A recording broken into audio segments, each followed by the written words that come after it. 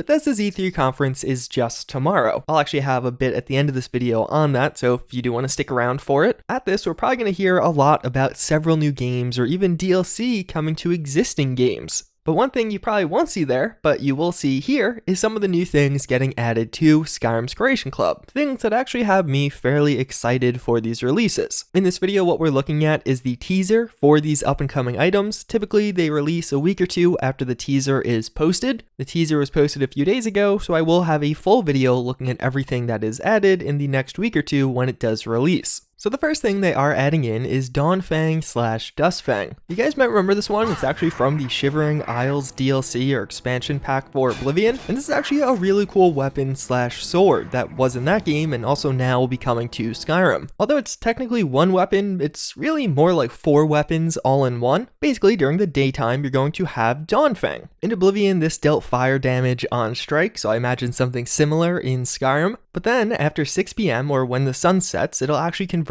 to Dustfang. Assuming the timings are the same in Skyrim as they were in Oblivion, Dustfang in Oblivion dealt frost damage. But then, by 6 a.m., it will convert back into Dawnfang and get that sword's custom enchantment, which again I'm predicting is fire damage based off what we saw in Oblivion. That in itself is pretty cool. It definitely makes it a much more unique weapon. You can see the two swords in the images. They are fairly similar, but distinctive enough that I feel like it will still feel special and you'll definitely know when you're holding one or the other. But there's actually a little bit more to this sword also. During that window, when you actually have either Dawnfang or Dustfang, if you get enough kills, it'll empower the sword to actually get an additional enchantment. It seems like it's going to be like, let's say it becomes 6 a.m. and you do get Dawnfang. If you rack up enough kills during the time you actually do have Dawnfang, it will become empowered. But at 6 p.m. when it switches to Dustfang, it'll actually switch back and just be a regular non-empowered Dustfang, and you'd have to rack up more kills to empower it again. All in all, this sounds cool. It's also going to require completing a small dungeon, probably pretty similar to how many other creations have handled this. But it also says after completing that dungeon, you're going to get a miscellaneous objective that's going to allow you to actually get a second Akaviri blade that is in a similar style, but a different enchantment. So it'll probably use the same model and textures or a very similar one, but actually do something different. Although taking together that based off the description sounds really cool. It again is based almost 100% off a sword from a previous Elder Scrolls game, but for the right price, I could see a lot of people having a lot of fun with that one in Skyrim. Next up, we do have the Netch leather armors that I personally think just look really cool, especially this mask. And to me, something that immediately stood out. This mask really reminded me of Man Ray from SpongeBob. I don't know, maybe it's just me. The Netched armors are another one from a previous Elder Scrolls game, this time from Morrowind. As you can see in the images, it'll include several different pieces that you can attach to your characters, but even further, there are several different customization options. A regular version, a boiled version, and the shadowed version that is notably darker. I actually think these look really cool, and I think the attention to detail on them is particularly special. They were detailed in Morrowind, but with that being such an old game on an older version of the engine, you simply couldn't achieve things like 16 times the detail that we have today. It also is described how after completing a short quest that teaches you how to craft this armor, it'll reward you with a special set of painted armor in a similar style, and there'll actually be another short quest to unlock an enchanted set of the boots you see here. And for the right price, this is definitely cool looking. I could definitely see wanting to have it in my game. Then we do have the expanded crossbow pack. This one's pretty simple. In essence, what it's going to do is expand the crossbow selection in Skyrim, if that wasn't already obvious. After getting this, you're going to have access to new Imperial, Silver, Orcish, Nordic, Starum, Glass, Daedric, and Dragonbone crossbows. You could purchase these from a Fletcher in Solitude, or alternatively, actually just craft them yourself when you learn how to make crossbows in Dawnguard. They definitely look nice, but I can tell you almost with 100% certainty, there are mods that do things similar, and depending on the price of this one, I could see it not being the most appealing, especially for PC or Xbox users. It's definitely good work. It's just one of those ones I could see a lot of people making a pass on due to the free alternatives. And then last but not least, we do get variant armors, which is probably my favorite new creation showed off out of all of these. What this is going to do is actually make it so there's new versions of existing armor types. So these are all apparently being released separately. There's no mention of a pack where you could just buy all of the various 5 options here, although you have to imagine they'll release that also, but again, it's not confirmed. But either way, it's going to add in 4 new light armors, that being Elven Hunter, Studded Dragon Scale, Dwarven Mail, and finally Daedric Mail, and then one heavy option with Stalrum Fur. So naturally what this is actually taking some of the existing in-game armors and actually converting them to basically either light or heavy counterparts, with most of them actually being made into light armors. Maybe it's just me, but I think this is actually a really cool concept and a really cool implementation. Assuming they get the price right on this one, I also would hope there's a pack that I could just buy all of these together, potentially for a discount. But it also is one of those things that will probably just seamlessly fit into Skyrim.